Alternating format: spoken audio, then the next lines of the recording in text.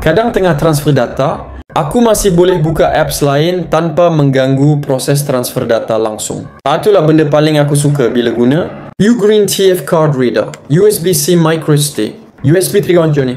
Walaupun fail besar tengah berjalan, aku boleh lagi scroll media sosial ataupun buka apps lain. Tak ada sangkut-sangkut, tak ada lag.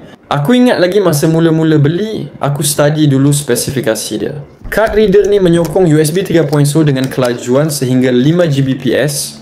Cukup untuk transfer video 4K, file RAW atau dokumen besar dalam masa sekejap saja.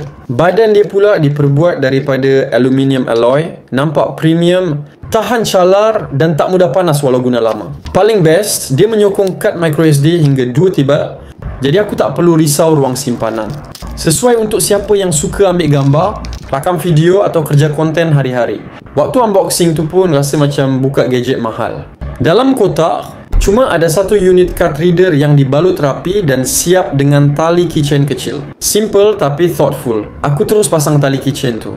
Kecil, ringan, senang dibawa ke mana-mana. Lepas tu aku terus try. Pasang micro SD card ke slot bawah. Kemudian cucuk je pada port USB Type-C phone aku.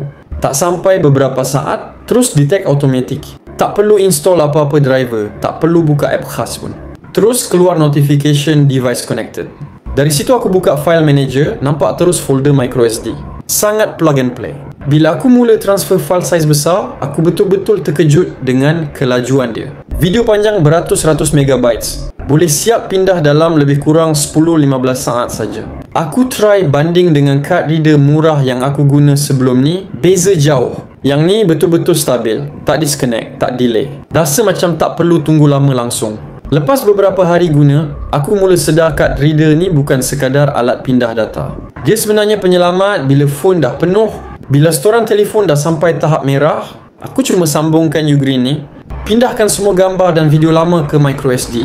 Tak sampai beberapa minit, ruang storan phone terus lapang balik. Semua fail penting aku boleh simpan dalam microSD card dan bila perlu baru cucuk balik.